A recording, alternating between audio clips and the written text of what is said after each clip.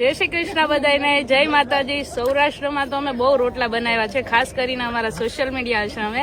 આજે અમે આવ્યા છીએ વલસાડમાં ને વાડી આવ્યા છીએ, તો અહીંયા અમારી સાથે છે ધરાબેન અને નિમિષાબેન ને એ લોકો પણ આજે રોટલા બનાવવા કે અમારે પણ શીખવા છે ને અમારે પણ બનાવવા છે.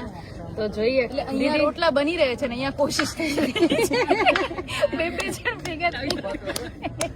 પણ આપણી આ સંસ્કૃતિને પાયલબેન જે રીતે અમને સમજાવે છે, કેવી રીતે કોર બનાવવી અને ચૂલા પર કેવી રીતે રોટલા કરવા, એ ખરેખર એક અનુભવ છે અને બહુ મજા આવી રહી છે, બહુ આનંદ હાઉ નેચરલ શી ઇઝ. આમ જો તો કેટલું ઈઝી લાગે છે ને એ બનાવે છે, જોઈએ તો જો જો જો આમ એકવાર શીખી લો ને પછી તમને મજા આવે.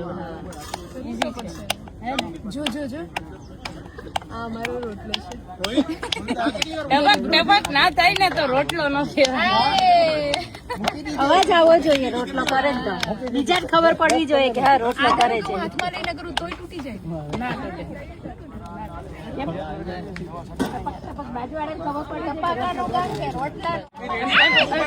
એક દબાડી નહીં મતલબ એને આપણે પ્રેમથી આમ કરવાનું. આપણે કેમ આપણા બચ્ચાને આપણે પ્રેમથી વાલ કરીએ એવી રીતે એને પ્રેમથી કરવાનું. એટલે આપણે એને પ્રેમથી સપોર્ટ કરશું એટલે આપણને સપોર્ટ કરશે અને તૂટશે નહીં એવી રીતે, હે ને? આમ સાચવીને. મને એવું લાગે છે અત્યારે જેવી રીતે પાયલબેને ખાસ કીધું ને કે આપણા બાળકને કેવી રીતે આપણે હરખથી કરીએ એ રીતે રોટલાને પણ આપણે બનાવવું જોઈએ. તો જેવું કહેવાય ને કે ખરેખર જો બનાવતી વખતે આવો ભાવ જાય તો અન્નનો ખરેખર આપણામાં જે ફાયદો હોય એ પ્રસાદ થઈ જાય. ખરેખર અદ્ભુત.